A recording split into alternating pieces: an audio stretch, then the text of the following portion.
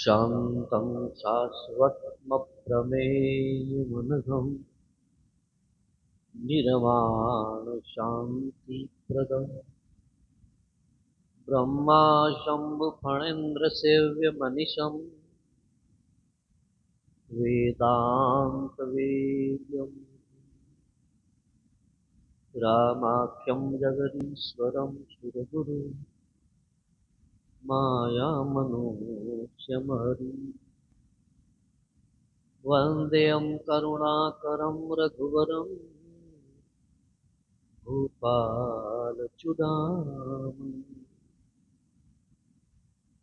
गुरुर्ब्रह्मा गुरुर्विष्णु गुरुर्देवो महेश्वर गुरुर्साक्षात् परब्रह्म तस्मै गुरुवे नमः।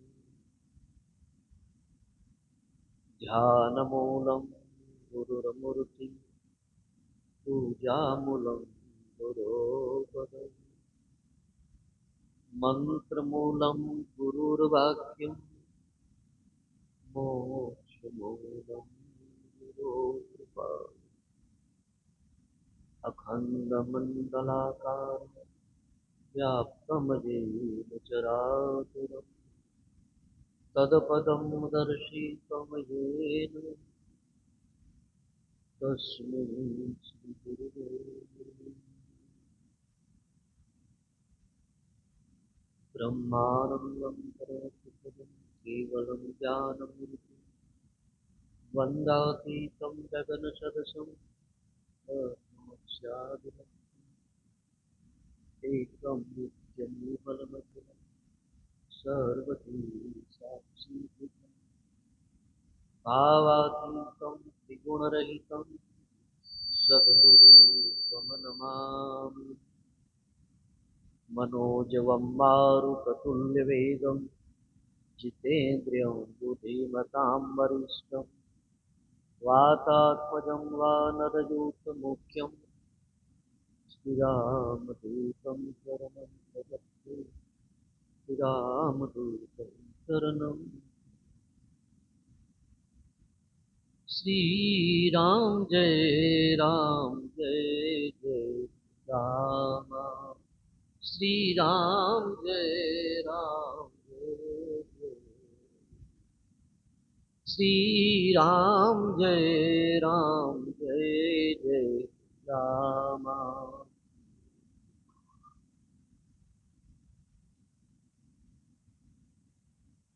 श्रीराम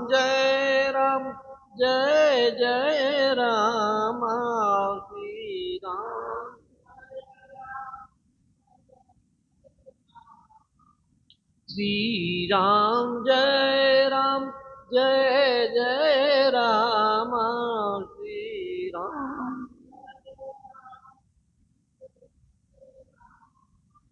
श्रीराम श्रीराम जय जय राम श्रीराम श्रीराम जय जय राम श्रीराम जय श्रीराम जय राम श्रीराम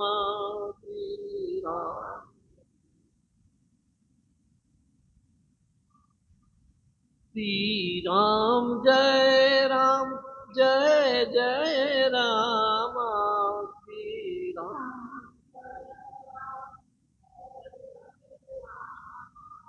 श्रीराम जय जय राम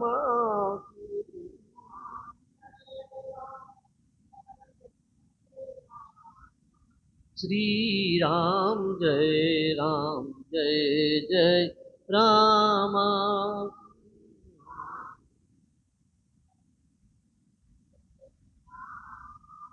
श्रीराम जय जय राम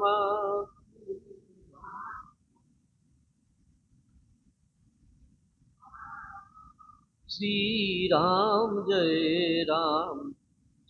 જય રામ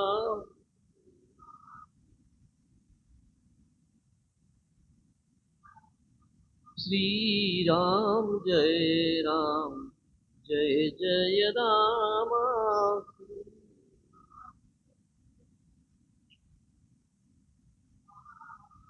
શ્રી રામ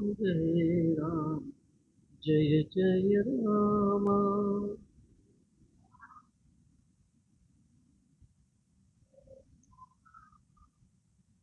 બોલિए રામચંદ્ર ભગવાન કૃષ્ણ કનૈયા શ્રી હનુમાન સદગુરુ ભગવાન ઓમ નમઃ પાર્વતી પતય હર હર મહાદેવ.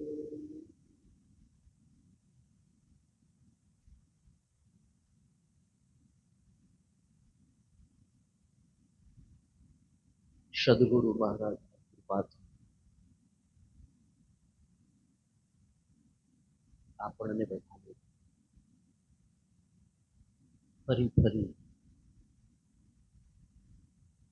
સત્સંગની પ્રાપ્તિ થાય છે.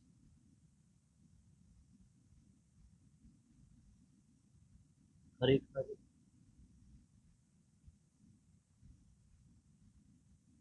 સદગુરુના આશ્રિત બનવું, તેમની સેવા, એમના મુખારવિંદથી આપણને મળતા શબ્દો એ આપણા માટે પરમ.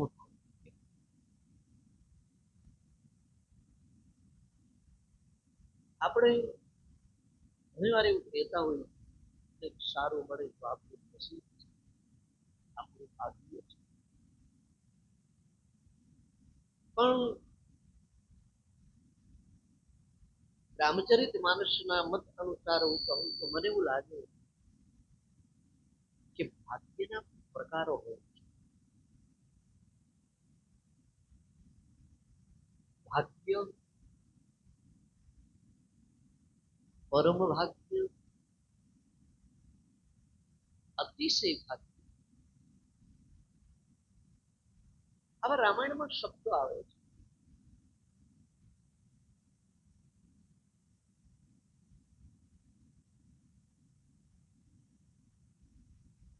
મનુષ્યનું શરીર પ્રાપ્ત થવું એને તુલસીદાસજી ભાગ્ય કહે, મહાભાગ્ય. ભાગ્યના પ્રકાર તમે બડે ભાગ માનુષ તન પાવા. મનુષ્યનું શરીર પ્રાપ્ત થયું એ મહાન ભાગ્ય છે. શા માટે? મનુષ્ય સિવાયના જે જીવાત્માઓ છે, જે યોનિઓમાં અવતારો લીધેલા પ્રાણીઓ છે, એ માત્ર ને માત્ર આટલું જ કરી શકે, ખાવું, સુઈ જવું, સંસ્કૃતિ કરવું. બૌદ્ધિક વિકાસ પણ ન કરી શકે.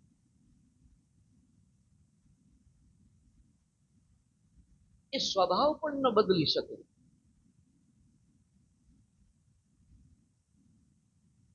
કાગડાને તમે ચાંક મોનાથી મઢી વાળો અને 5 ચાંદી મઢી વાળો અને પછી 1 વર્ષ સુધી એને ખીરને પૂરી જ ખવડાવો, પણ કઈ એનો સ્વભાવ ન બદલાય. પછી ગમે ત્યારે એનો એનો ખોરાક મળી જાય તો ત્યાં પહોંચી જ જાય.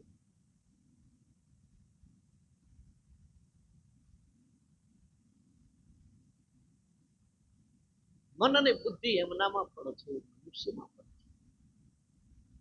પરંતુ ખરેખર મનુષ્ય જો સંતનો સંગ કરે તો બધો વિકાસ કરી શકે, સ્વભાવ બદલી શકે.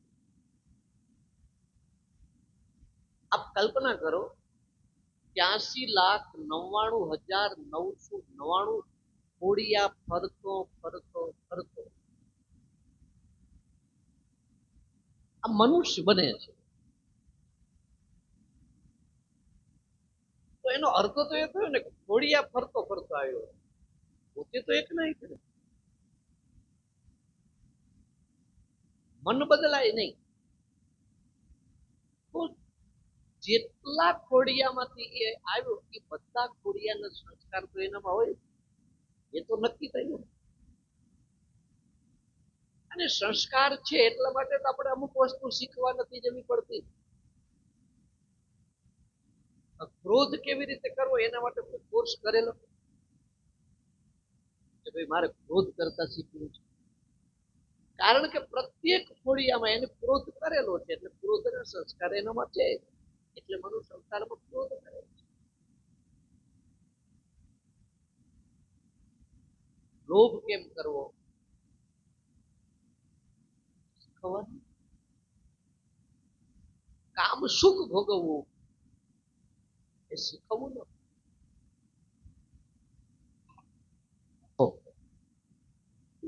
બધા જ સંસ્કારો એનામાં હોય છે. તો ખાવું, ખંજોળવું, સુઈ જવું, વંશવૃદ્ધિ કરવી, આ બધું એ કરે છે. એ સંસ્કારો એના ચિત્તમાં દઢ પડેલા છે. એટલે આ અવતારમાં જૂના સંસ્કારો જે છે એ ભૂસી નાખવાના.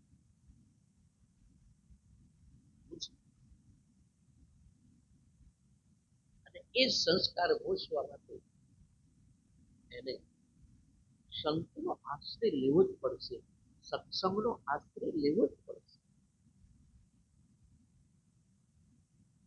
એ વગર સંસ્કારો જૂના ન થાય. તો તમે જોજો, આકૃતિમાં બધા ભલે સરખા હોય, દેવોની આકૃતિ, દાનવોની આકૃતિ અને મનુષ્યની આકૃતિ આ સરખી જ હતી. દાનવોને કઈ મોટા મોટા દાંત કે મોટા મોટા શિંગડાઓ નહોતા.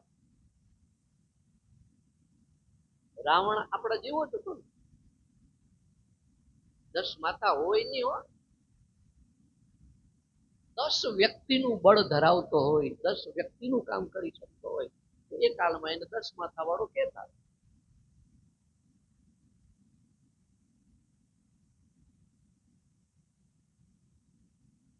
રાક્ષસોની આકૃતિ આપણા જેવી, વિચારો, એની વૃત્તિ અને કૃતિમાં તફાવત છે. તો ભગવાન પણ મનુષ્યોનીમાં આવ્યા, મનુષ્ય અવતારમાં તો એમને પણ આકૃતિ આપણા જેવી જ હતી. દેવોની આકૃતિ આપણા જેવી.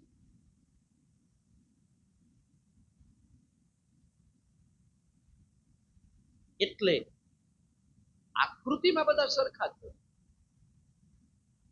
વૃત્તિમાં ફરક છે. એક ભગવાનથી પૂજાતો હોય, સદગુરુની આકૃતિ આપણા જેવી છે, છતાં સદગુરુને ભગવાન કેમ પૂજાય?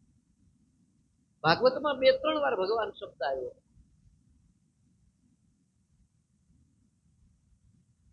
આપણી અંદર જ્ઞાન રૂપી દીપ પ્રગટાવનાર ગુરુ ભગવાન છે, આવો શબ્દ આવ્યો.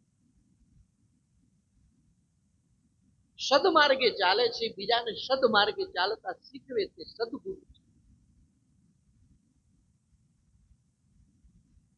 વેશથી કોઈને સદગુરુ ન કહી શકાય, જાતિથી પણ નહીં, ઉંમરથી પણ નહીં, કેવલ સદગુરુ આચરણથી સદગુરુ છે. સદગુણોનો ભંડાર ભરેલો છે તે સદગુરુ છે. આપણી અંદર કોઈ પણ પ્રકારની સમસ્યાઓ ઊભી થાય, એ સમસ્યાનું નિવારણ કરી નાખ્યું, એ સમસ્યાનું સમાધાન કરી નાખે એ સદગુરુ છે.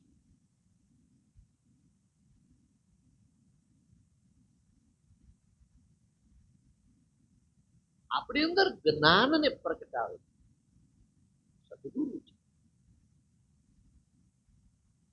અને આપણી સાધના, આપણું જ્ઞાન, આપણી સમજણ એનું રક્ષણ પણ કરે છે એ સદગુરુ છે. એ આપણાથી ગમે તેટલા કિલોમીટર દૂર હોય પણ ત્યાં બેઠા બેઠા આપણા પર કૃપાનો વરસાદ વરસાવે છે, આપણી રક્ષા. માયાથી આપણો બચાવ પણ સદગુરુ કરે છે.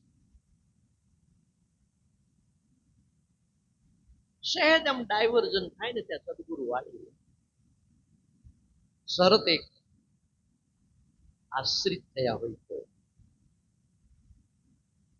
કેવલ શિષ્ય અને સદગુરુ એ દેહથી જુદા રહેતા હોય, બાકી આત્માથી જો એક હોય તો સદગુરુ બધી જ રીતે આપણી રક્ષા કરે. કબીર સાહેબ એમ કહે, ગુરુ માનુષ કરી જાની એ તો કહીએ અંત. આ માણસ છે પણ ગુરુને કોઈ માણસ કહે તો એ અંધ છે, અજ્ઞાન.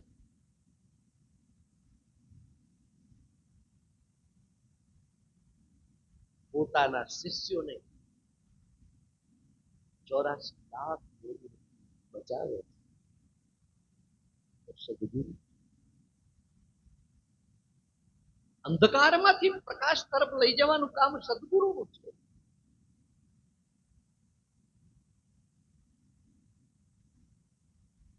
એ સર્જન, પાલન અને સંહાર ત્રણેય કરે છે. આપણું પાલન કરે છે, એટલે માયામાંથી બચાવ કરે, આપણું પાલન કરે. સંહાર એટલે શું? સદગુરુ સાહેબ આપણી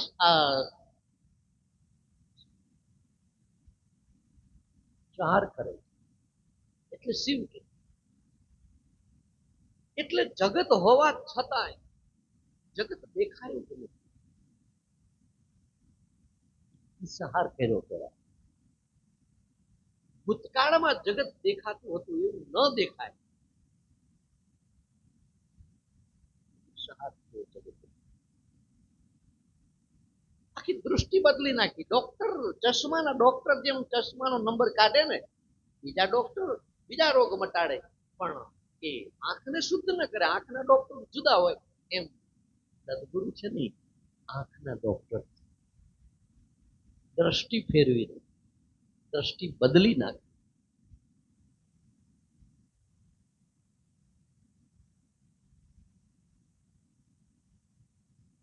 ચર્મ ચક્ષુ એ તો મોતયો કાઢી નાખે.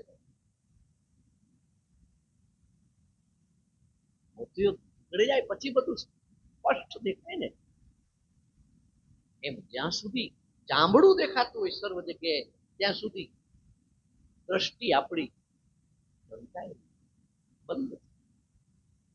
સદગુરુ દિવ્ય દ્રષ્ટિ ખોલે છે.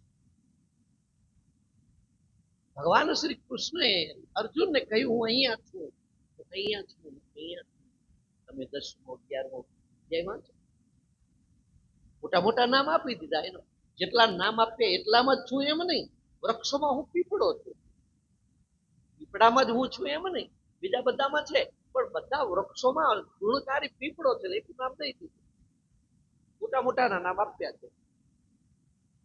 પ્રાણીઓમાં સિંહ કે હાથી નામ આપ્યા, મનુષ્યમાં રાજા હું છું, મોટો છે રાજા. નો અર્થ બધે છે. ગીતામાં એકવાર એવું પણ આવ્યું ને કે અર્જુન, તને ક્યાંક બળ જેવું લાગે, ઐશ્વર્ય જેવું લાગે, પ્રકાશ જેવું લાગે, મારો પ્રકાશ છે. પણ અર્જુન પછી ભગવાન એમ કહે કે પ્રભુ, આ તમે જે વાત કરી સર્વ જગ્યાએ, પણ તમારું આ સ્વરૂપ જોવું હોય તો કેવી રીતે?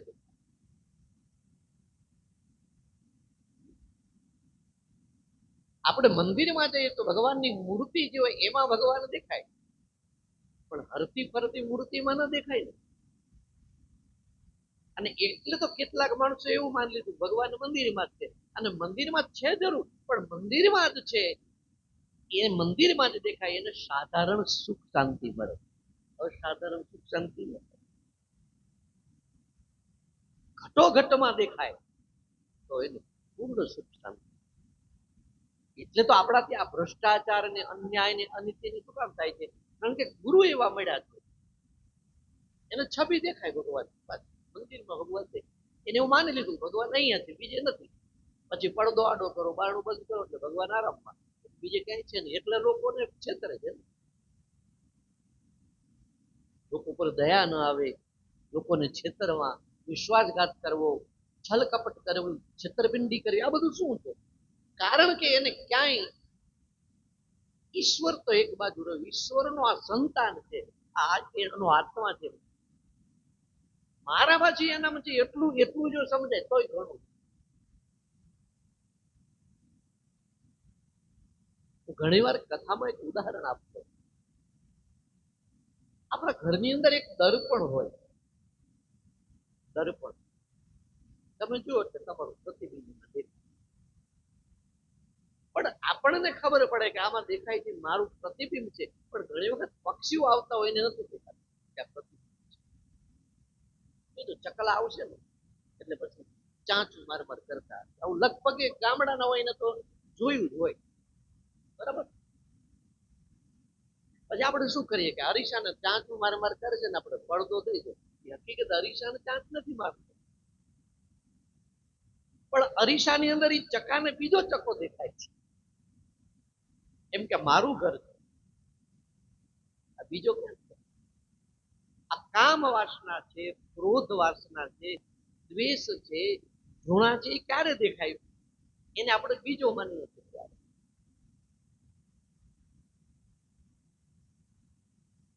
આપણે કેમ એમ નથી કહેતા કે આ બીજો છે? કારણ કે આપણને ખબર છે આમાં મારું પ્રતિબિંબ છે. પક્ષીને નથી ખબર, ચકલાને નથી ખબર, એટલે ક્રોધ કરે છે. જો એ ચકલાને ખબર પડી જાય કે મારું જ પ્રતિબિંબ છે તો ભેદ મટી જાય ને. મૂળ તો આ જે કઈ મારી અને તમારી અંદર જે કઈ ઉદ્ભવે છે,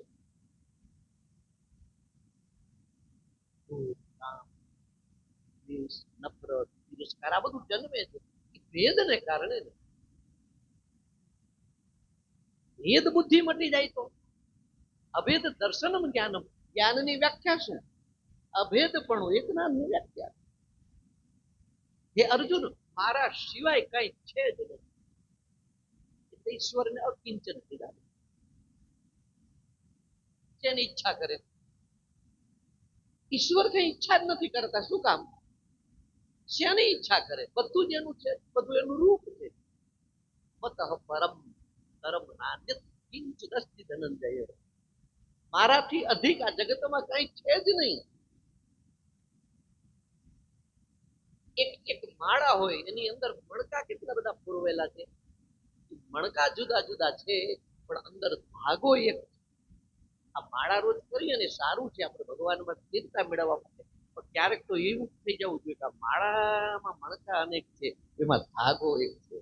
એમ બધા મણકા છે દુનિયામાં જેટલા હોય ને એટલા નાના મોટા મણકાઓ બધા છે ને, પણ મણકાની અંદર રહેલો ધાગો એ તત્વ એક છે.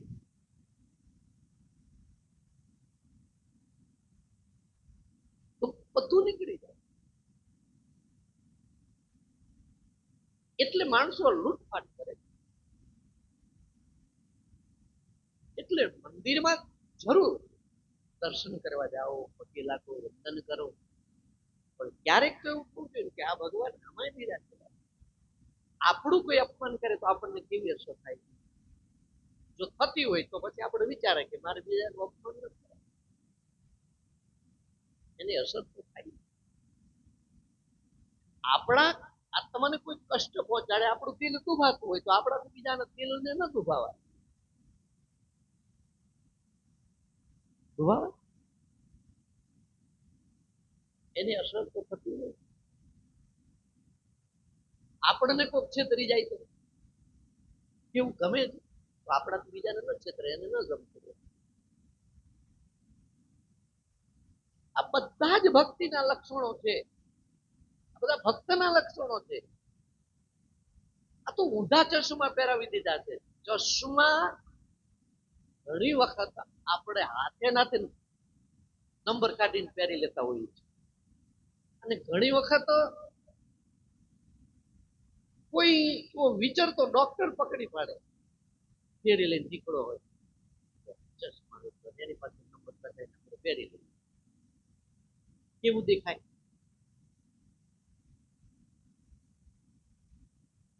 આપણા ત્યાં એક હાસ્યનું જોક છે, આપણે બાપ શું કહેતા,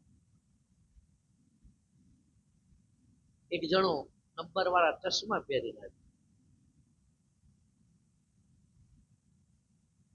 નંબર વાળા ચશ્મા પહેરીને આવેલો, નંબર હાથે નાથે હાથે નાથે પહેરી લીધેલા, એટલે આમ ચાલે ને તો આમ આમ ચાલે, આડા દીકરા દેખાય ચશ્મો કેવું થાય ને. ઘરે આવ્યો, બારણું ખોલ્યું, પેલા તો બાથરૂમ નહોતા,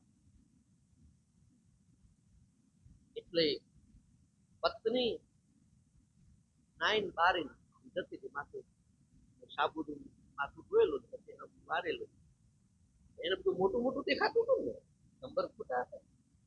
છોકરા કે લે મુનિયા, મોટી બા ક્યાંથી આવ્યા? ઘરવાળી કે મોટી બા નથી, આ ચશ્મા ક્યાંથી લાવ્યા તમે? ચશ્મા કાઢો. સત્ય નથી દેખાતું, અસત્ય દેખાય છે. કારણ કે એટલે અર્જુનને ખોટું સમજણ, જો એક વસ્તુ છે, મૂઢ નહોતો અર્જુન, જ્ઞાન તો હતું જ ને, સમજણ બધી હતી, આચરણ નહોતો, અનુભવ નહોતો. મૂળની શરૂઆત ક્યાંથી થઈ? આ બધા જે દુર્યોધન છે, દ્રોણ ગુરુ છે, અમારા ભાઈઓ છે, આ ગુરુ પાસે વિદ્યા ભણેલો છું, આ બધા આમની સાથે યુદ્ધ ન કરાય. હવે અર્જુનને ખબર નહોતી કે યુદ્ધમાં કોણ કોણ આવવાનું છે. હું તો કૌરવોની હારે યુદ્ધ કરવાનું હતું ભાઈઓની સાથે. ભગવાન કૃષ્ણ એને છેતરીને તો લાવ્યા નહોતા, ખાલી ઠેકાણે તને ફરવા લઈ જવો હતું, અને પછી ધીંગાળું, એવું તો હતું. બધું આમ ગોઠવાઈ ગયું. જગ્યા જોવાય અર્જુનને લઈ ગયા હતા ને, ક્યાં લડાઈ કરવી એની જગ્યા જોઈ ભગવાન કૃષ્ણ અર્જુનને લઈ ગયા હતા. અર્જુન કે આ જગ્યા બરાબર. પછી જ આમ સામસામા રથ ઉભા રાખ્યા, ઓહો પ્રભુ, આ તો મારા પિતરા ભાઈઓ છે, નામનાથી મારે ન કરાય. ભગવાન કૃષ્ણ પછી કે તું ન મારે તો આ મરેલા તો છે. કાળ જેવા ભગવાન સ્વરૂપ બતાવે, કાળે છું, તું નિમિત્ત છો, અને આ તારું કર્મ પણ છે, તું ક્ષત્રિય છે, આ તારા ભાઈ છે, પણ ત્રાસવાદી. ગીતાજીમાં આતતાઈ શબ્દ આવ્યો. આતતાઈ શાસ્ત્રીય શબ્દ છે. આતતાઈ નો અર્થ આજની ભાષા થાય ત્રાસવાદી, કારણ વગર પણ બધાને પીડા પહોંચાડે છે આતતાઈ. એટલે ભગવાનનું કેવું થાય છે કે આતતાઈને મારવામાં પાપ નથી, પછી ભલે પોતાના હોય. ભગવાન કૃષ્ણનું કેવું એમ થાય છે કે અત્યાર સુધી ત્યાં કોઈને મારેલા નથી, કોઈના ઉપરથી હાથ નથી ઉપાડ્યો, ત્યારે જ્ઞાન ક્યાં છે? અચ્છા, હવે પછી પણ માની લે, ચાલ અત્યારે તું કહેશ કે હું સંન્યાસ લઈ લઉં, હવે આ મારે મારીને શું બધું કરવું છે, રાજ મેળવી શું કરવું છે, બરાબર. માની લે તો સંન્યાસ લઈ લે, ભગવા પહેરીને જંગલમાં જતો રહે, અને જંગલમાં ભજન કરતો હોય, ધ્યાન કરતો. આ લખ્યું નથી પિતાજી, આ તો હું સારાંશ તમને કહું છું, હું નીચું. અને જંગલમાં કોઈ પશુઓ, કોઈ પક્ષીઓ ત્રાળું નાખતા હોય, પક્ષીઓ કઈક આમ અવાજ કરતા હોય, બકવાસ કરતા હોય, તને ક્રોધ નહીં આવે? તે અગાઉ હરણિયા નથી માર્યા? ક્ષત્રિયો હરણનો શિકાર શું કામ કરતા? કઈ દેશમાં ખેતીની રંજાડ કરતા હતા, અતિશય ખેતીની રંજાડ કરે, ઋષિઓ જ મોકલા હતા, કારણ કે આ દેશ ખેતી પ્રધાન દેશ છે. ખેડૂત ભાંગી જાય, ખેતી ભાંગી જાય તો દેશ ભાંગી જાય. બીજું યુદ્ધ કરે, લોહી નીકળે તો એને ક્યારે એને ચિતરી ના ચડે. યુદ્ધમાં જવું હોય ને પછી લોહી ભારી જઈને આંખો બંધ કરી દેતો, જેમ રુધિર વારે એમ જરૂર ઘણા કારણો છે. તો તું પછી ક્યારે કોઈને મારીશ નહીં, હણીશ નહીં, કારણ કે ક્ષત્રિય છો અને બીજાને હણવાના સંસ્કાર તારામાં પડેલા છે. એટલે આ રાક્ષસ છે, આતતાઈ છે, આને હણવા જોઈએ. બધી જગ્યાએ દયા ન ખવાય હો, બધી જગ્યાએ જ્ઞાનની વાતો ન કરાય. એક જણો ટ્રેનમાં વગર ટિકિટે ચડી ગયો, ટીટી આવ્યો, ટિકિટ માંગે તો બધા આની પાસે એમ ટિકિટ નથી. અરે એમ ચાલે કે એમના મુસાફરી કરે? અરે સાહેબ, જગત મિથ્યા છે, મિથ્યા છે, બ્રહ્મ સત્ય છે. અને આ જીવ ખાલી આવ્યો ને ખાલી જવાનો, તમે ખાલી આવ્યા ને તમે ખાલી જવાના, હું ખાલી આવ્યો ને તમે ખાલી જવાના, કઈ હારે લાવ્યા નથી. લઈ જાઓ, તારું જ્ઞાન તારી પાસે રાખ. અત્યારે તારી પાસે ટિકિટ ન હોય તો તારે ઉતરી જવું પડે ને હું ના ઉતારું તને, નોકરી મારી થાય. ધર્મ કોને કહેવાય ખબર છે? પોતાની ફરજ બજાવી ધર્મ કહેવાય. જબરજસ્ત ગુનો કરીને આવ્યો હોય, પોલીસ વાળા એના પર દયા કરે તો એને અધર્મ કરે, એને જતો ન કરાય. હા, રાક્ષસ બે પ્રકારના હોય, એક જન્મથી અને એક સંઘથી. તો સંઘથી એને એકવાર સુધારવો જોઈએ. આપણા ત્યાં હજુ પણ લખાણે કાયદામાં છે, નામે એને 2 વાર જતો કરે છે બધા. કોઈ પણ ભૂલ થાય તો એને 2 વાર જતો કરવો નિયમ છે. કારણ કે સોબતથી કદાચ બગડી ગયો હોય, થોડીક સજાથી સુધરી જાય. પણ જન્મથી જે આસ્થા હોય, જન્મથી રાક્ષસ હોય, ક્યારે સુધરતા નથી. તો રામ પછી અહીંયા બોધ દેવા ન જાય લંકામાં? બધાની બહેનું દીકરીઓ ઉપાડીને લાવ્યા હોય તો અહીંયા પછી ન ગીતાના જ્ઞાન દેવા જવાનું. અને એવું તો રાવણને 4 વેદ બધા કહે છે ને, 4 વેદ કંઠસ્થ થતા શું ફાયદો? જ્ઞાનની વાતો કરવાથી ફાયદો શું આચરણમાં હોય? એ તો તમે ગીતાજી કંઠસ્થ ન કરી શકો, કડકડાટ બોલી શકો શ્લોક, રામાયણ કંઠસ્થ ન કરી શકો. કોઈ પણ ચર્ચા કંઠસ્થ થાય મહત્વનું નથી. ભગવત ચર્ચા કંઠસ્થ નહીં, શાસ્ત્ર કંઠસ્થ નહીં, સત્સંગ અને શાસ્ત્ર એ હૃદયસ્થ થવા જોઈએ. ભલે થોડું ખાઈએ પણ એનું લોહી થવું જોઈએ. ફલાણો કે 2 લીટર દૂધ પાક પી ગયો પણ પછી જાડા થઈ ગયા, દવાખાને દાખલ કરવો પડ્યો, તો એનો કોઈ અર્થ છે? ઉલટી થઈ. આપણે વળી વખાણ કરીએ, બાકી ફલાણાનો ખોરાક 2 લીટર દૂધ પાક, 10 તો લાડવા ઉપાડી જાય. હજમ ન થાય તો 7 વસ્તુ બને, આપણે ખાઈએ એની 7 વસ્તુ બને. 7 બનવી જોઈએ ને. હાડ, માંસ, રુધિર, મજ્જા, બીજ, આ બધું બને. ત્વચા, 7 વસ્તુ બને છે, બનવી જોઈએ. એટલે માણસ કેટલું ખાય છે તે મહત્વનું નથી, કેટલું પચાવે તે મહત્વનું. તમે કેટલું સાંભળો છો તે મહત્વનું નથી, સાંભળ્યા પછી કેટલું હૃદયમાં ઉતારો તે મહત્વનું છે. તમે હું આપણે બધા, ઓહો હું તો ફલાણા બાપુની કથામાં તો કાયમ હાજરી જ આપણી હોય, ફલાણી જગ્યાએ આપણે કે હાજરી જ હોય, ફલાણા નથી કે આપણે સાંભળી નાખીએ. તમે કેટલાને સાંભળો છો, કેટલાને સાંભળો, એ બધું કાંઈ મહત્વનું નથી. તમે અંદર કેટલું ઉતારો છો. એટલે અર્જુનને કહે છે કે આતતાઈ છે, આતતાઈને મારવામાં પાપ નહીં, ભલે પોતાના હોય ગમે તે હોય. એક કૌશલ દ્રષ્ટાંત. એકવાર એક જજના છોકરાએ કોઈની હત્યા કરી. હત્યા કરનાર તો કુટુંબ તો કેસ તો કરે જ ને, એટલે કેસ થયો. સામસામા કેસ થાય છે, લડે છે કેસ. પછી એમાં બધી મુદત પડતી હોય, પછી છેલ્લે જજમેન્ટ આવે ને. એટલે જજમેન્ટમાં પેલા જજે જજમેન્ટ એવું આપ્યું કે માણસ છે ને એને બીજાનું ખૂન કરવાની એવો ઈરાદો હોતો નથી. કોઈ પણ ની હત્યા કરી નાખવી એવો ઈરાદો ન હોય, પણ ઘણી વખત એવું બની જતું હોય છે કે માણસની અંદર એવો આવેશ આવી જાય છે અને આવેશ ક્ષણવારનો હોય છે. એટલી હત્યા કરી નાખતો હોય છે, પછી આવે સૂત્રા પછી બહુ પશ્ચાતાપ થતો હોય છે. આવું જજ બોલે, બરાબર? જજનો વકીલ બોલે, જજમેન્ટ આપે, સામે વાળો વકીલ બોલે તમારા શબ્દો સાહેબ લાખ લાખ રૂપિયાના છે, તમારી વાત સાચી છે, તમારો સિદ્ધાંત સાચો છે, પણ અત્યાર સુધી બીજાએ જયારે ખૂન કર્યા ત્યારે આ શબ્દો તમે કીધા હતા, ત્યારે તમે આ નિર્ણય આપ્યો હતો, ત્યારે તમે આ જ્ઞાન આપ્યું. આ જ્ઞાન ક્યાં ગયું હતું? આ જ્ઞાન નથી, આ તમને બોલાવે છે મારા પણ આ છોકરો મારો, મારો છોકરો 20 વર્ષ ન જવો જોઈએ એટલે તમે આ બોલો છો. બાકી અત્યારે બીજાનો છોકરો તો તમે આ જજમેન્ટ ના આપો, તમે એમ જ અત્યારે 20 વર્ષની સજા આપી. એટલે અર્જુન તને આ જે બોલાવે છે ને એ જ્ઞાન એ બોલાવે છે કે મારા ભાઈ, બાકી આ દુર્યોધનની જગ્યાએ બીજા હોત તો તમે એમ કે આને ઉડાડી દેવા, આવા ત્રાસવાદીની વિચાર થાય તો તું એમ કહેવાનો જ હતો. આ સિદ્ધાંત તમને કહું છું. અને ગીતા તેવો ગ્રંથ છે કે એમાં શ્લોકમાંથી આ બધું રહસ્ય કાઢવું જોઈએ. બાકી તમે ઘરે જઈને આવું ગોતશો તો આવું નીકળશે નહીં. એટલે ભગવાન કહે છે કે અર્જુન યુદ્ધ કર અને મારું સ્મરણ કર.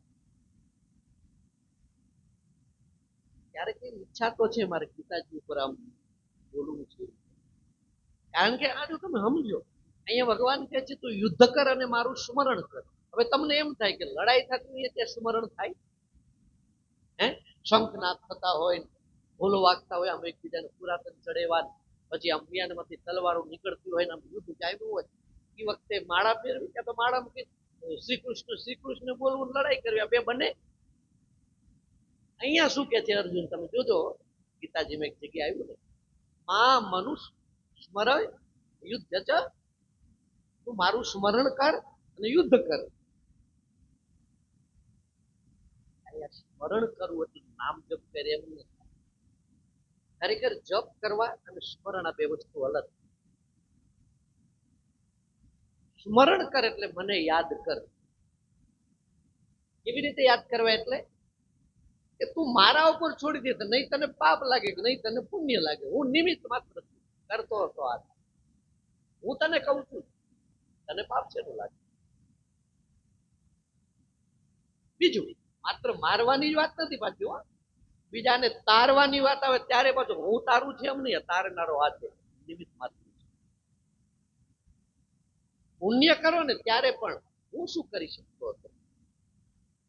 સત્કર્મ કરાવનાર તો આ. તમે જેને માનતા હોય ને ઉપર રાખો. ઈશ્વર એક છે, 2 5 નથી. નામ તમે ગમે એનું લો. શિવ કરતો મારું શિવ કરતો હતો મારો રામ છે, તો ન કોઈ ન દોષ લાગે, ન પાપ ન પુણ્યનું ફળ ભોગવવું પડે. કાંઈ પણ તમારા જીવનમાં તમે કરો, હું નથી કઈ કરતો, બસ બધું જ કરાવે. તો પણ જીવનો સ્વભાવ હોય ત્યાં સુધી તમે આ નહીં બોલો. જીવનો સ્વભાવ મટે તો બોલો ને.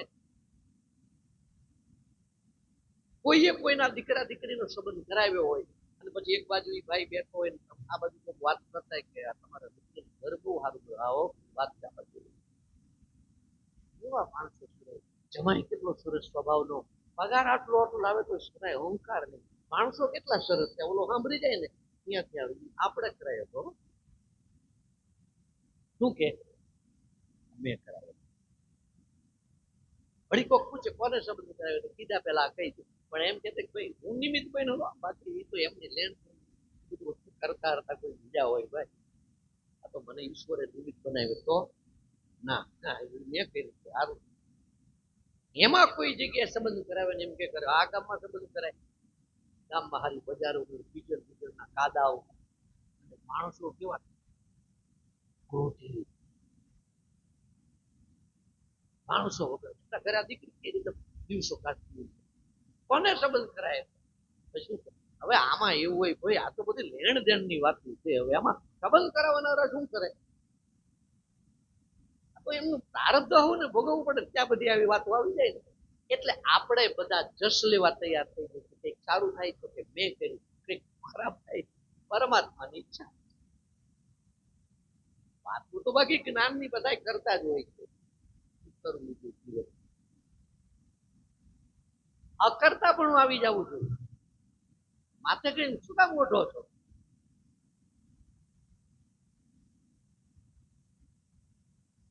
પાણીનો ઘડો તમે ભરો ને પાણીમાં હોય ને વજન ન લાગે, બોલો લાગે? તમારા પેટમાં 200 ગ્રામ પેંડા જાય તમને વજન લાગે? હાથમાં 100 ગ્રામ હોય તો લાગે. હાથમાં લઈને ફરો ને આ બધું તો વજન લાગે. બાકી પચી જાય ને પેંડા તો જરાય વજન ન લાગે. લાગે જાય તો તમે વિચાર તો કરો. ભલે કૃષ્ણ ભગવાને ગીતાજીમાં કઈ એ વખતે આટલા જૈનો સંભળાવ્યા હોય, લડાઈના મેદાનમાં કઈ થોડું અહીંયા કે અર્જુન હાલ પેલો અધ્યાય પૂરો થયો, હવે હું તને સાંખ્ય યોગ સંભળાવું છું. એ તો બધું કવિ ને કલ્પના.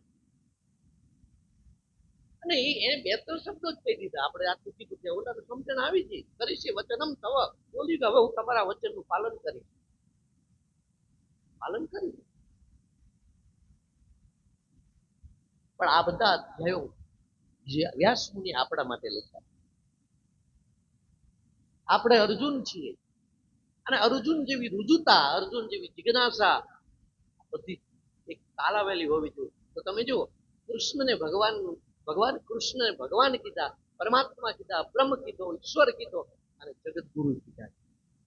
બરાબર કીધા. બધું જ છે, ગુરુ બધું છે, ભગવાન બધું છે.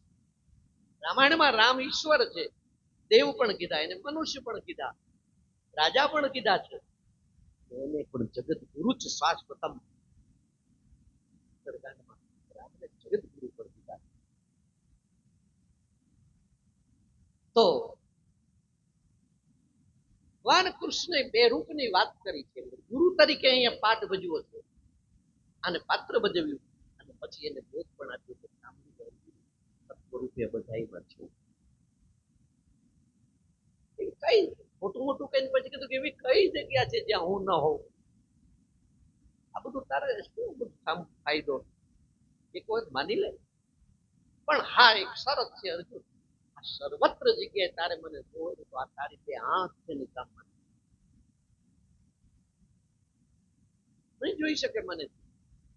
જ્યાં સુધી હું ને તમે આ 2 આંખથી જોવાનું કામ કરીશું ને ત્યાં સુધી અંદરનું નહીં દેખાય, બહારનું જ દેખાતું બધું.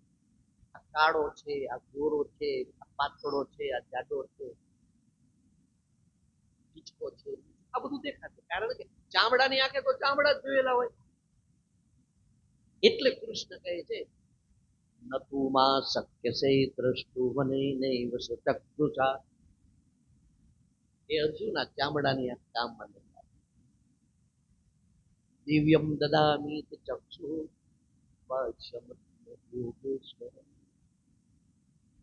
તને દિવ્ય ચક્ષુ આપું, દિવ્ય ચક્ષુથી મારું આ ક્યાં નથી. એમાં પછી જે બધું બતાવ્યું છે ને એનો અર્થ જ થાય અર્જુને સર્વ જગ્યાએ ક્યાં સર્વ છે, બધું જુદું જુદું છે પણ બધામાં એક, બધામાં જોઈ લીધા. તો આ કામ સદગુરુનું છે.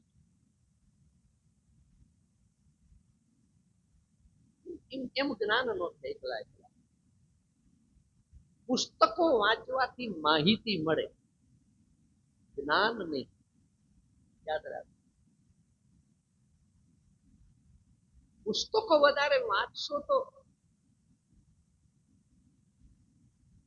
વાક્ય પટુકા તમારી સારી થાય, વાક્ય પટુકા વધે.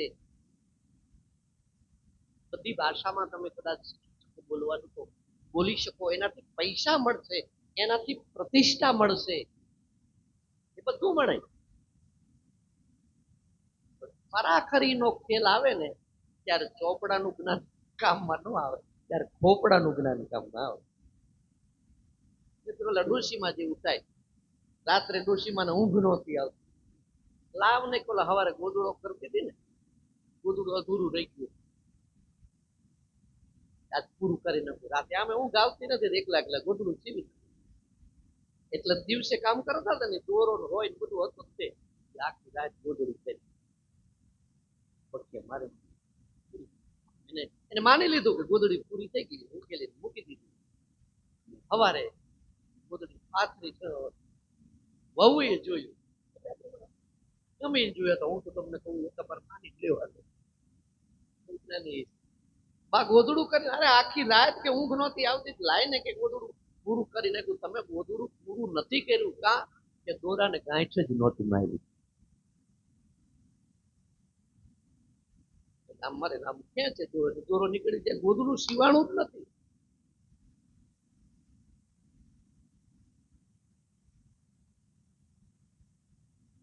ગ્રંથિ જે છે એવું આ બધી મહેનત પાણીમાં જાય છે. કેટલાક એટલે તમે જો ને ઘણા મેં એવા માણસો જોયા છે, ખુરશી ઉપર બેઠા બેઠા નાના નાના પુસ્તકો વાંચતા હોય, પછી એવી વાતો કરતા હોય, એવું માની જ લેતા હોય કે અમારી પાસે આ બધા ખુશ છે. સાધુ બ્રાહ્મણ તો માને નહીં વળી, એમ માનતા હોય કે અમારે કે અમને થોડુંક જ્ઞાન હોય. એ રાતથી વાંચી વાંચી બોલતા હોય, સદગુરુ તો અભણ હોય. આપડા ત્યાં પછી એક જણનો વિડીયો ન થાય, અમે તો બધા ઇંગ્લિશ ભણેલા, મને કોઈના અમે વિડીયો મૂકવા ન ગમે. આપણે શું વાત સૌની બુદ્ધિ પ્રમાણે આવું બોલતા હોય. જ્ઞાનના માર્ગમાં, ભક્તિના માર્ગમાં જો ઇંગ્લિશ ભણવું જરૂરી પડતું હોય તો પછી આ નરસિંહ મહેતા અને મીરાબાઈ ઇંગ્લિશ કોર્સ કરવા જવું પડે. મીરાબાઈ ને ભગવાન મળ્યા એટલું નહીં, મીરાબાઈએ જે પદો લખ્યા છે ને આજના ઇંગ્લિશ વાળા એના અર્થઘટન ના કરે. નરસિંહ મહેતા એ પદો લખ્યા, કોલેજમાં વપરાય છે, પદો ગવાય છે. નરસિંહ મહેતાના પદોના અર્થો અંગ્રેજી વાળા ન કરી શકે. અંગ્રેજી બોલવાથી પર્સનાલિટી પડે, જ્ઞાનની વ્યાખ્યા નથી. અને તો પછી બધા અંગ્રેજી વાળાને જ ભગવાન મળવા જોઈએ, અભણને મળવા જ ન જોઈએ. એટલે એ વસ્તુ આખી જુદી છે. ઇંગ્લિશ કઈ ભાષા, ભગવાનને કઈ ભાષા સંભળાવી જો મને કયો. એવું થોડું છે કે ભગવાનને ઇંગ્લિશ જ પ્રિય છે, ભગવાનને હિન્દી જ પ્રિય છે. તમને ખબર છે ભગવાન કયા પ્રાંતમાં જન્મ થયા, એ પ્રાંતમાં ભાષા વપરાતી હતી. ભગવાનનું નામ અયોધ્યામાં જન્મ તો અવધની ભાષા, ત્યાં અવધી ભાષા વપરાય છે. આપણને ક્યાં અવધી ભાષા આવડે છે? ભગવાન કૃષ્ણ તો મથુરામાં જન્મ, ગોકુળમાં મોટું થયા, મથુરામાં રાજ કર્યું, તો ત્યાંની ભાષા આખી અલગ છે ને, વ્રજ ભાષા છે. આપણને ક્યાં વ્રજ ભાષા આવડે છે? તો પછી આપણે આ સ્તુતિ કરીએ કાલી કાલી ભાષામાં બધું, તો શું કરું? ચાલો હવે આપણે વ્રજની ભાષા શીખવા જાવી, આપણે અવધી ભાષા શીખવા જઈએ. જો આપણી પાસે ભાવ ભાષા હોય તો ભગવાન બધી ભાષા સમજે છે, અને આપણી પાસે ભાવ ભાષા ન હોય તો ભગવાન એકની ભાષા સમજતા નથી. ભાવ ભાષા હોય, તો ભાવ જોનારા, ભાવ પશ્ય ભગવાન સુખ નિદાન કરુણા ભવન, ભાવના ને વશ વન ભાવના. તો સદગુરુ જે છે એમનું આ કામ છે કે મારી અને તમારી અંદર દિવ્ય દ્રષ્ટિ ખોલી રાખે, સારા ચશ્મા કરે, મોતીઓ ઉતારી દે, નંબર વાંચીને એવા પહેરાવે ને ત્યારે ભૂતકાળમાં દેખાતું હોય એ દેખાય. પછી રાજયોગી ભરતુરીએ કહ્યું છે કે જ્યાં સુધી આંખમાં કામનાનો મોતોયો હતો ત્યારે જગત સ્ત્રી પુરુષ રૂપે દેખાતું હતું, પણ આ મોતોયો ઉતર્યા પછી જગત હવે બ્રહ્મ રૂપે દેખાય. એના ઈ જગત, એના ઈ આંખ હોય, અંદર વાસના ભરેલી હોય ત્યારે પુરુષને જગત સ્ત્રી રૂપે દેખાતું હોય, અને સ્ત્રીને જગતમાં પુરુષ રૂપે દેખાતું.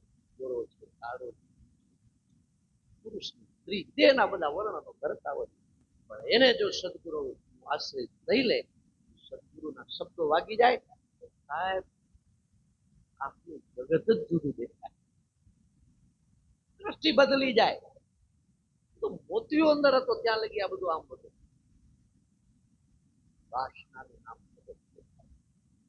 બાકી ઉતરી જાય ને તો જગત ને બ્રહ્મ જુદાઈ થતી.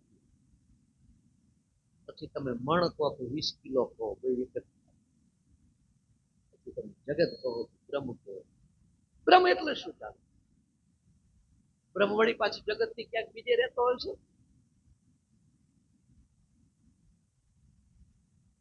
એ જ બ્રહ્મ છે. એકને આખું જગત બ્રહ્મ રૂપે દેખાય છે, એકને આખું જગત સ્ત્રી પુરુષ રૂપે દેખાય. એના એ જ જગત છે, એના એ જ વ્યક્તિ હોય. બધા દ્રષ્ટિમાં દોષ પડેલા હોય છે.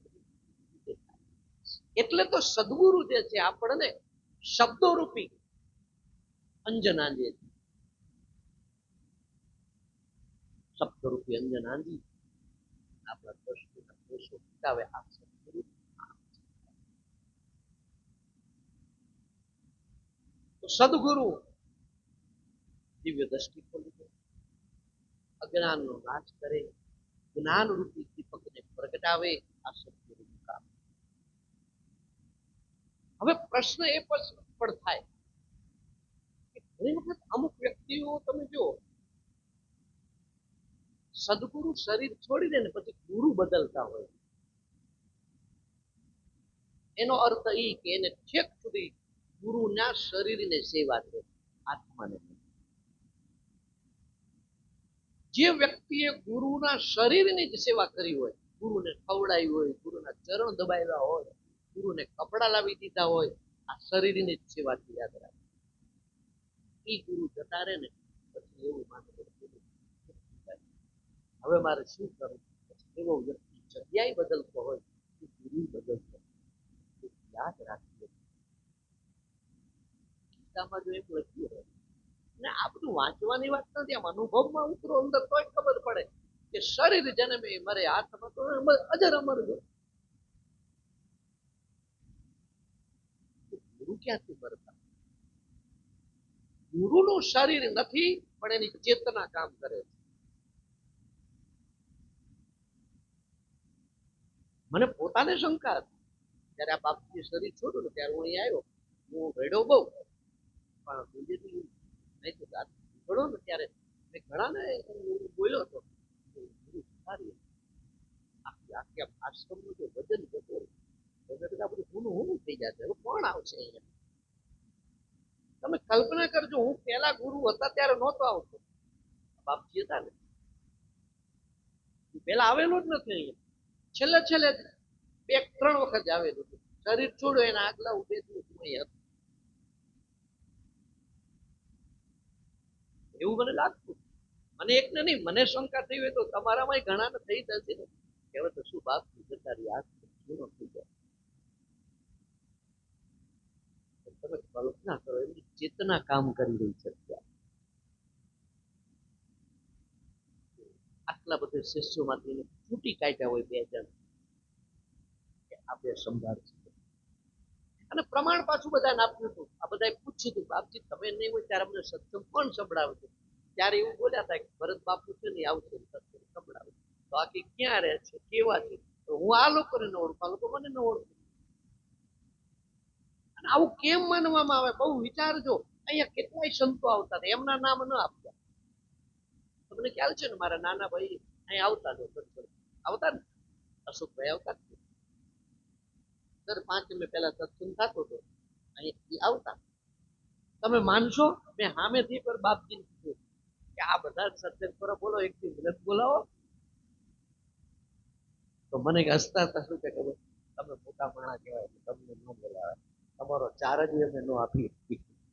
હસતા હતા. ચાર્જ તો હું લેતો નતો. મેં સામેથી કીધું ત્યારે મને નહોતા બોલાવતા, અને મેં કીધું નહોતું ત્યારે એવું બોલેલા ભરત બાપુ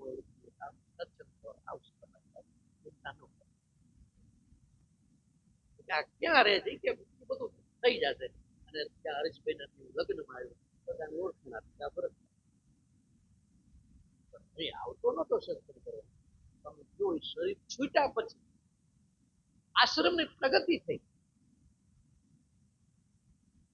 પતરા હતા ત્યારે પતરા જ હતા.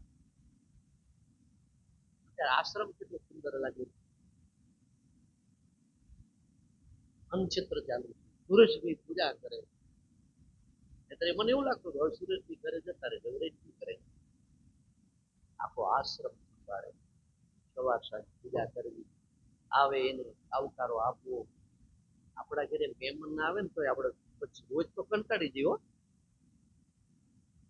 આપણે મહેમાન આવે એટલે રાજી થઈ જાય ખરા, પણ મહેમાન 10-15 દી રોકાય તો ઈ જાય ત્યાં બીજા આવે, એક એક ઘરે મહેમાન આવ્યા, તો બોલો ઘરે જવાનું નામ નો લે, મજા પડી ગઈ. પેલા પતિ પત્ની પટાળો ઉગાડીને અંદર દસ્તાવેજ વાંચતા હોય છે. મેં મને પૂછ્યું શું વાંચો છો? કે આ દસ્તાવેજ. કે અત્યારે કેમ? આ જોવી છે કે આ ઘર અમારું છે મહેમાનનું. આપણે કંટાળી જઈએ. બાપજી બહુ હસાવતા. અમે અમે બે ભેગા થઈ, જો કે મારી પાસે હસવા જ આવતા. પૂછો સુરેશભાઈ, મોરારી બાપુની કથા સાંભળીને નીકળ્યા એટલે મારું ગામ 50 કિલોમીટર દૂર હોય ને, તો સુરેશભાઈ કે જાય કરી મજા આવે, આનંદ. હું સત્સંગની વાત સત્સંગ પછી કરતી બીજા કોઈ દી અમે બે ભેળા થતા સત્સંગની મને ના જ પડતા, હસાવો મને એમ કે હસાવો, પછી હસાવો. બહુ ન હોય, બહુ જાજુ રોકાવાય નહીં. કે કેમ? પછી મેં કીધું પેલા જેવું થાય એમ કરીને હું બધું હસાવું. કીધું એક જણાના ત્યાં મહેમાન આવે, 15-20 દિવસ રોકાય, પછી મહેમાનને વળાવવા જાય. રેલવે સ્ટેશન સુધી આવ્યા, રેલવે સ્ટેશનમાં ગાડી આવી ઊભી રહી, 2 જણા ચડી ગયા, 2 જણા રહી ગયા. મને શું કોણ? અર્ધણી જે હતા ને ઈ ચડી ગયા, મહેમાન નીચે રહી ગયા. પછી ઓલા બી ચિંતા કરે, અરે શેની ચિંતા કરો છો? ચિંતા કે અમારે ટ્રેનમાં ચડવાનું. મહેમાન ગરદણી કે ચડી ગયા. કે તમે મહેમાન છો આ કે કેટલા દિવસથી આવ્યા હતા? કે 20 દિવસથી. પછી ગરદણી ટ્રેનમાં જ ચડી જાય ને મેં નહોતો વાત. પણ મારું કહેવાનો અર્થ, આપણે જો મહેમાન આવે ને વધારે દિવસ અને રોજ આવે કંટાળી ગયું. અહીંયા આશ્રમે રોજ આવે, બધાને ચાય પાણી પાવા, બધાને જમાડવા, અને હાજા કરતા ગાંડા જાજા આવે. બોલો. વચમાં હું આવ્યો ત્યારે 15-20 દાદા રોકાણા હતા. અરે છોકરા બહુ બધું છે, છોકરા નથી રાખતા. જ્યાં કોઈની જગ્યા નહીં, હવની જગ્યા એને જ કહેવાય જગ્યા. આ બધાને માટેની માવતર કાઢ્યું મૂકે. પાછા બીડી આપણા પૈસે લાવી દેવાની એમને. હો, અહીં એવા બધા આવે, મારે બીડી પીવી છે, બીડીનો ખર્ચો આ લોકો આપે. બહુ અઘરું છે સાહેબ આશ્રમ ચલાવવો. એટલે તો ઘણી જગ્યાએ મેં જોયું છે કે ઘણા ગુરુ જતા રહે ને, પછી ગુરુના એવા શિષ્યો હોય કે એ બધું પ્રવૃત્તિ બંધ થઈ જાય ને વાડી બનાવી નાખે. એમને એવો જ વિચાર આવે કે આપણે વાડી બનાવી હોય ને તો લગ્ન પ્રસંગ ઉજવવા થાય, આશ્રમમાં આવક રહે, લગ્ન પક્ષ ને ઉજવાય, 12માં 13માં જમણવાર થાય, આવું બધું થાય ને એટલે આશ્રમ નો રહે. આશ્રમમાં ભજન કીર્તન ને સત્સંગ અને ભોજન આવું જ થવું જોઈએ, તો આશ્રમ પવિત્ર રહે અને જેટલા લોકો અહીં આવે એને પવિત્ર પરમાણુઓ મળે. મેં ઘણી જગ્યાએ જોયું છે કે ગુરુ ગયા પછી ત્યાં વાડી પૂરતી હોય, એક બાજુ હોય અગરબત્તી કરી નાખે, બાકી ધાર્મિક પ્રવૃત્તિઓ બંધ થઈ ગઈ. પણ મને કહેવાની ઈચ્છા થાય કે આ 7 વર્ષ કમસે કમ થઈ ગયા છે આપણા ગુરુજી ગયા, બરાબર? છતાં આશ્રમની પ્રવૃત્તિ કેવી? એવું નથી વિચારતા કે વાડી કરવી. તમે વિચાર કરો, 28 તારીખે શરીર છોડ્યું હતું, 28 તારીખે સત્સંગ આપણે 6 વર્ષ ચાલ્યો, 6.5 વર્ષ. હવે આ લોકોને વિચાર કેમ આવ્યો કે આપણે તારીખની સાથે શું કરવું? દર મહિનાનો રવિવાર રાખીએ. શું કામ? કે રવિવારે રજા હોય તો આ બધા ધંધાત્રી માણસો આવી શકે, દુકાનવાળા તે દિવસે રજા હોય તો વધારે માણસો આવે, તો વધારે સત્સંગનો લાભ લે અને વધારે પ્રસાદનો લાભ લે. આવતો છે ને આવું. નહીતર સત્સંગ કરતા પ્રસાદનું મહત્વ આમ વધારે હોય અમુક. તમે ગમે અહીંયા જાઓ ને કથામાં, સત્સંગમાં, એટલે તમે જોજો ત્યાં ગીર્દી ઓછી હશે, પ્રસાદ કારણે વધુ છે. તોય મોટું મન રાખે એને એને જ સંત કહેવાય. અમારે અયોધ્યામાં એક બાપજી, તો એના આશ્રમમાં રૂમનું બાંધકામ ચાલુ હતું, એટલે બધા મજૂરોને રોજ ખવડાવતા. કહી દીધું ત્યાં આવી બધાને ખવડાવવા. એક બે ભાઈને ખબર પડે ને કઈ ખવડાવવાનું ચાલે છે તો 5-7 કિલોમીટર 2 ટાઈમ જમવા આવે, સ્પેશિયલ જતા રહે, જમીન જતા રહે.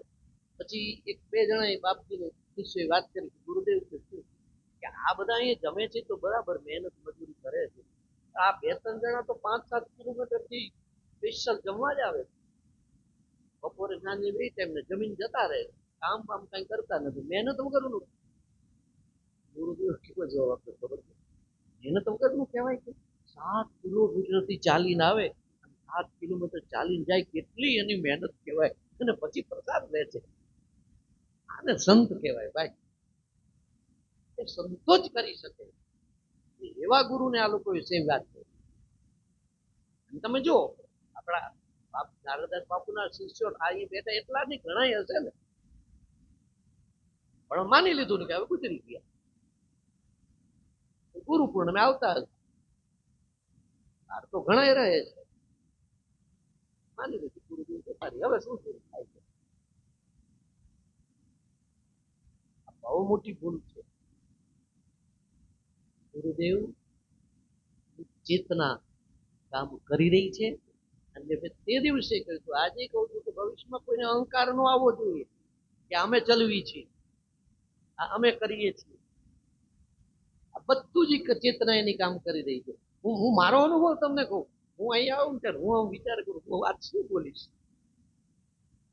કારણ કે 7 વર્ષથી એક ધારો આવું, અને કોઈ વાર્તા તો ઉપાડતો નથી કે રામાયણ આપણે પૂરી કરી, હવે ભાગવત પૂરું થયું, હવે મહાભારત, તો વળી આપણે સ્ટોરી લઈએ. અત્યાર સુધી પ્રવચનો સારી રીતે ચાલ્યા છે, હમણાં કેવું આવો ને બસ શું બોલવું, હવે કેટલું બોલ્યો છે, છૂટું પ્રવચન જ કરવાનું, કઈ વિચાર જ નથી આવતો. આવીને બેસી જવું અને ચાલુ થઈ જાય છે, ત્યાં નવું નવું ચાલે જ છે. એ પણ અહંકાર મારે નહીં કરવો જોઈએ, કારણ કે એ પણ એમની કૃપા બોલાવે છે, એમની ચેતના પ્રેરણ કરી રહી છે. એટલે ક્યારેય પણ એવું નહીં વિચારવાનું તમારા સદગુરુ નથી.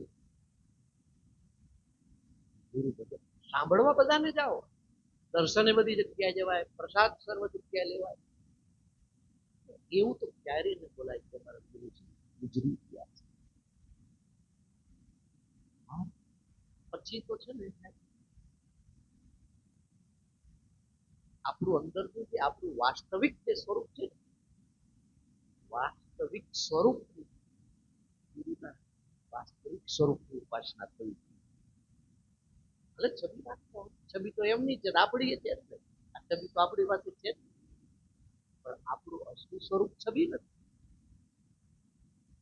જો આપણે બધી બહારની ઉપાસના ચાલુ છે, એક દિવસ અંદરની ઉપાસના ચાલુ થઈ જાય, અંદરનો મળી જાય, આપણું વાસ્તવિક સ્વરૂપ સદગુરુને સાચા સ્વરૂપને જે દિવસે મળી જશે ને, એ દિવસે શિષ્ય સદગુરુ જેવો છે, તારણહાર બની જાય. એના કોઈ દર્શન કરજો, એનું નામ લે તો મનોકામના પૂરી થઈ જાય, સમજાય છે. એ દિવસે વાસ્તવિક સ્વરૂપ અને ગુરુનું સ્વરૂપ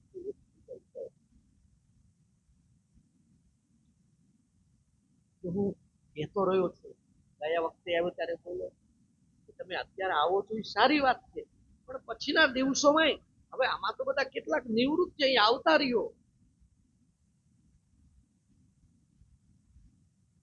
સત્સંગની કેસેટ ચડાવશે આ લોકો, કીર્તન કરો. હમણાં કઈ થયું નથી તો મારે ઘરે બધા ચર્ચા કરી કે આપણે રામ દીકરીનું છે કે કોઈ નાચે છે ને કોઈ ફૂલ બોલે છે, મેં કીધું અહીંયા નો 24 કલાક 12 કલાકની ગુનું થાય. આપણે કીધું આ સુરેશભાઈ કીધું ક્યાંક ઉતારેલો છે, આમાં તો રાજસ્થાની પાઘડી વાળા છે, ક્યાં કોઈ પાઘડી વાળા કીધું આવે, તો કે ના ના, તો ફરી પાછું મને રાતે ઈચ્છા થઈ ફોન તો કરવા દે કીધું. મેં પછી ફોન કર્યો, મેં કીધું આ કોક નાચે છે, આદેશ મેં હું જોયું, આપણા આશ્રમનું છે, બહારનું કઈ સીન આવ્યો છે, આપણા આશ્રમમાં કે ધૂન ચાલે, શું વાત કરો છો, અખંડ ધૂન છે, રાજસ્થાન પછી રસોડું છે, પ્રસાદ પણ છે, બધું આવું થવું જ જોઈએ ને. 24 કલાક 12 કલાક 8 કલાક 5 કલાક 3 કલાક ધૂન તો થવી જોઈએ ને, કીર્તન થવા જોઈએ, એટલે બધા મંડળોએ આવતું. આ આશ્રમની સેવા, આશ્રમની પ્રવૃત્તિ બધું થતું રહેવું જોઈએ. અને એ બધું કોણ ચલાવશે, કેમ પૂરું થશે ખબર નહીં પડે. એવો હિસાબ કરવા જાવ તો આ 2 જણા ખર્ચો આપે છે, લ્યો. એમને એમ ન થાય, કોઈ તૈયાર નથી થતો ને આપણે આ બધા જમણવાનો ખર્ચો આપણને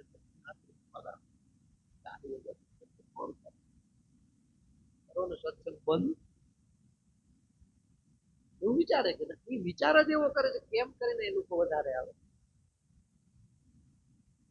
એટલે એ લોકોના મનમાં એવું છે કે કાંઈ ખૂટતું નથી, વધારે જ રૂપે વાવડી વધારે. આપણે એક કથા છે,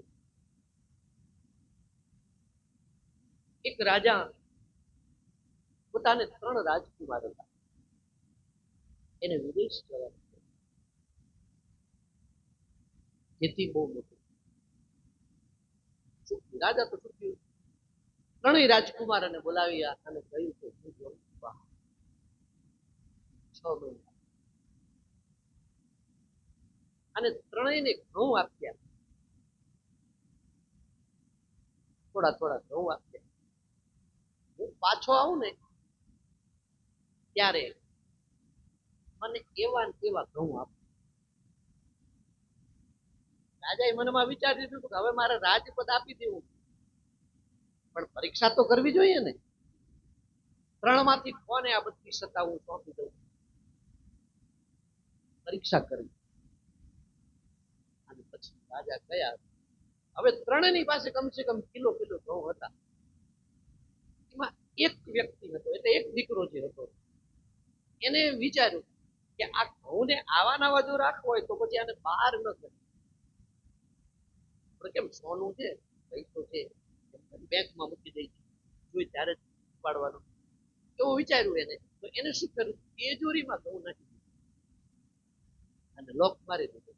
પિતાશ્રી જયારે આવે ત્યારે સોંપી દીધું, તમે કહ્યું તો આ ઘઉં એવા છે. તિજોરીમાં ઘઉં લોક કરી દીધા.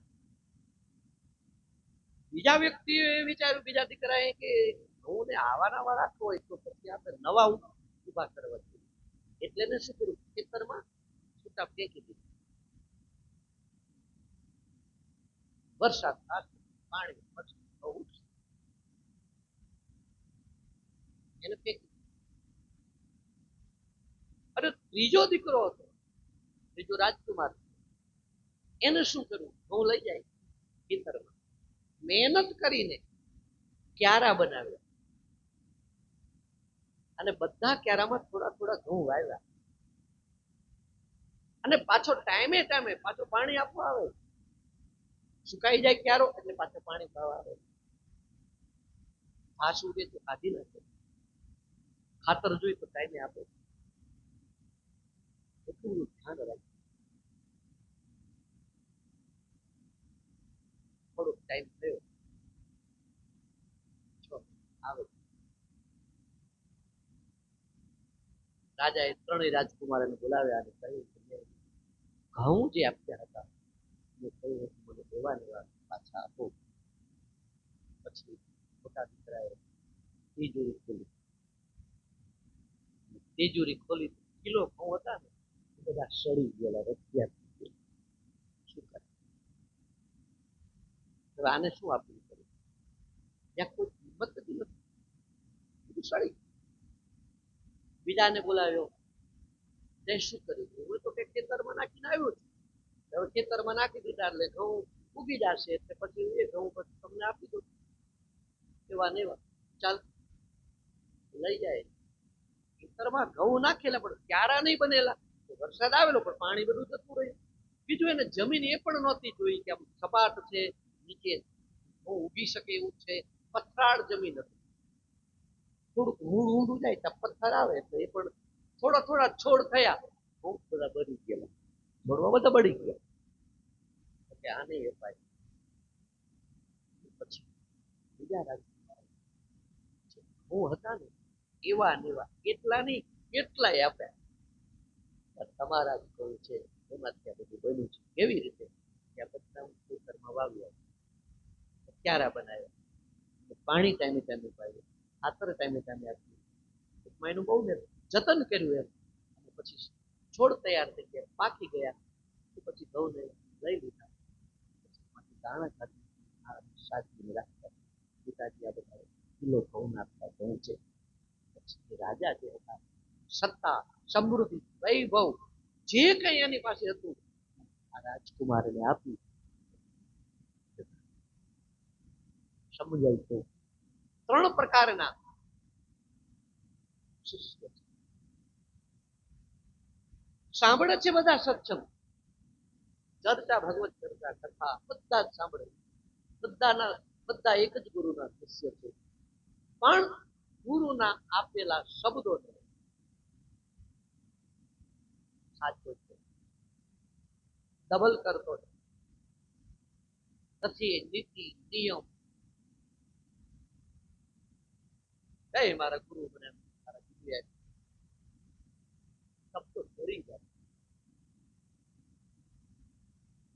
આટલું બીજાને બાંટવું જોઈએ ને, આપતા શીખવું જોઈએ, હું જેનું જતન કરવું જોઈએ, વિચારવું જોઈએ બધું.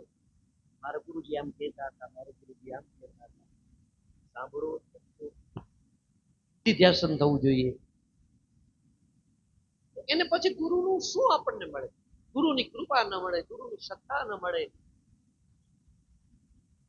બીજા પ્રકારના શિષ્યો છે, એની પાસે ગુરુના શબ્દો છે, પણ એને શબ્દોની કોઈ કિંમત નથી. જ્યાં ઉચ્ચારવાનું છે ત્યાં નથી ઉચ્ચારતો, નથી ઉચ્ચારવું ત્યાં ઉચ્ચારે. ગુરુનો બોધ જીવનમાં ઉતારવો જોઈએ. સાંભળવું ન સાંભળવું પાછું.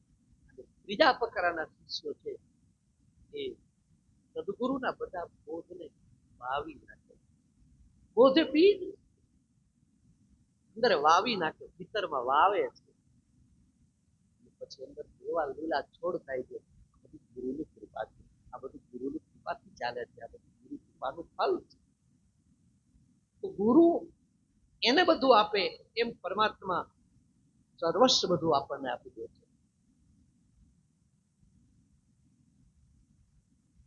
ગુરુ જેવો કોઈ પરોપકારી નથી, ગુરુ જેવો કોઈ દયાળુ નથી. સમર્થ સદગુરુ એકવાર મળી જાય ને પછી હું તો એમ કહું છું બધે પાછા વળી જાય. નાની નાની વાતોમાંથી, વેદમાંથી, ક્રાંતિમાંથી કેટલીક શું મારે કેવું, અંધશ્રદ્ધાઓ જે ચાલે છે ને બધું નીકળી જવાય છે. સાચા સદગુરુ જેને મળ્યા હોય એવા એવા શિષ્યોને કહ્યું, એવા ગુરુના પંજા વાગી ગયા હોય સાહેબ, કોની જરૂર પછી પડે? હવે શેની જરૂર પડે? એને કોઈની પાસે એમ જવું જ વિનંતી કરવી પડે, પ્રાર્થના કરવી પડે, બાધા રાખવી પડે. કલ્પતરુ બનાવી દીધું, કલ્પતરુ. કલ્પતરુની છાયામાં બેઠા પછી શું બધા મનોરથ પૂર્વક એવો આપણો આત્મા કલ્પતરુ બનાવી દે છે.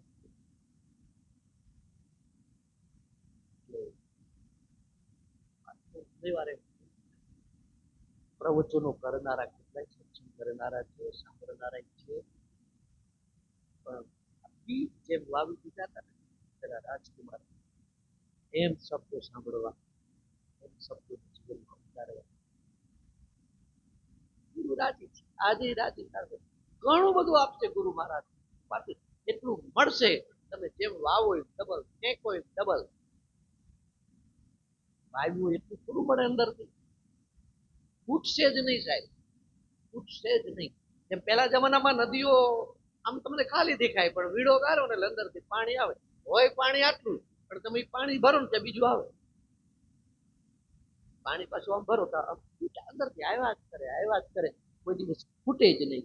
એમ ભીતરની અંદર શબ્દો એ રજનું પાન કરી લીધું હશે ને, જ્ઞાન ખૂટતું નથી, જ્ઞાન અસીમ, કોઈ સીમા નથી. એટલે આપણે તો કહેવાનું તો રહી ગયું મારે, સ્ટાર્ટ જે મેં કર્યું અહીંયા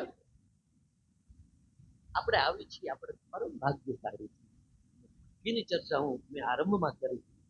ભાગ્ય કોને કહેવાય, પરમ ભાગ્ય કોને કહેવાય, મોટું ભાગ્ય કોને કહેવાય, અતિ ભાગ્ય કોને કહેવાય. બડે ભાગ માનુષ તનુ પાવા. મનુષ્યનું શરીર મળ્યું મહાન ભાગ્ય છે. કારણ કે મનુષ્ય સ્વભાવને બદલી શકે, જ્ઞાન મેળવી શકે, ભક્તિ કરી શકે, અને આ ત્રણેયને જ્ઞાન, ભક્તિ, વૈરાગ્ય મેળવી 84 લાખ યોનિમાંથી મુક્ત થઈ શકે. આ મનુષ્ય કરી શકે. એટલે ખરેખર મનને જીતે એ મનુષ્યો એ ભાગ્યશાળી. બાકી આકૃતિમાં તમે કહ્યું ને, દેવ બધા, માનવ બધા, ભક્ત બધા, બધા આકૃતિ બધાની આકૃતિથી કોઈ મનુષ્ય નથી. મનુષ્યના શરીરમાં કોઈ રાક્ષસ છે, મનુષ્યના શરીરમાં કોઈ દેવ છે, મનુષ્યના શરીરમાં કોઈ સાચો મનુષ્ય જન્મે. માની કુપેથી જન્મે એ મનુષ્ય નહીં, કોળિયું જન્મે છે. અંદરથી જે જન્મો એ મનુષ્ય છે. એ મનુષ્યપણાનો જન્મ સદગુરુ આપે, એનો બોધ મળી જાય, એના વિચારો મળી જાય,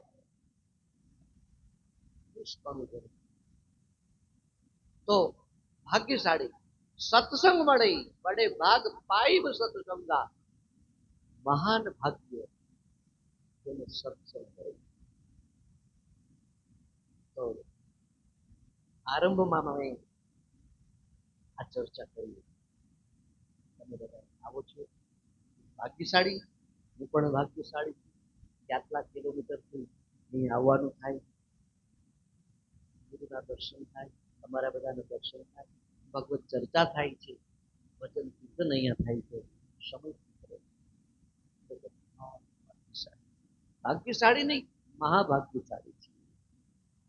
તો આજે ભાગ્યશાળી, મહાન ભાગ્યશાળી પર થોડી ચર્ચા કરી.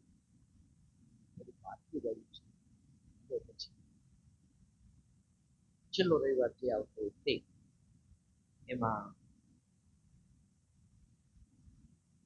યાદ કરાવજો. કદાચ બીજો ટોપિક ઉપાડી લઉં તો એવા વધુ રહી ગયું છે તો જે ગુરુ મહારાજની ઈચ્છા. પણ ભાગ્ય, પરમ ભાગ્ય, અતિ ભાગ્ય, અતિશય ભાગ્ય, ભાગ્ય ભાગ્ય કોને કહેવાય એના પર ચર્ચા કરીશું આજે. બોલે રામચંદ્ર. શ્રી રામ જય રામ, જય જય રામ, રામ જય રામ, શ્રી રામ જય રામ, જય જય રામ.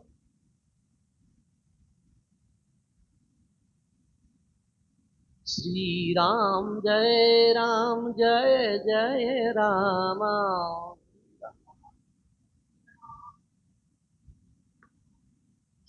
શ્રી રામ જય રામ, જય જય રામ.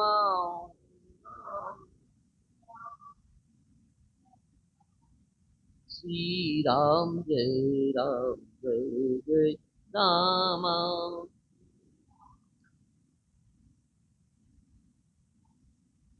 શ્રી રામ જય રામ, જય જય રામ.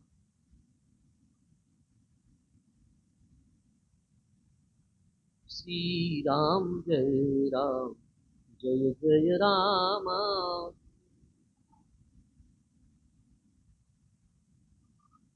શ્રી રામ જય રામ, જય જય રામ.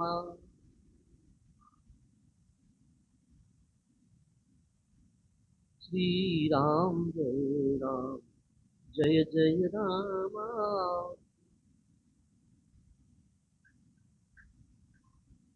બાલકૃષ્ણલાલ હનુમાન સદગુરુ ભગવાન. ઓમ નમઃ પાર્વતી પતये હર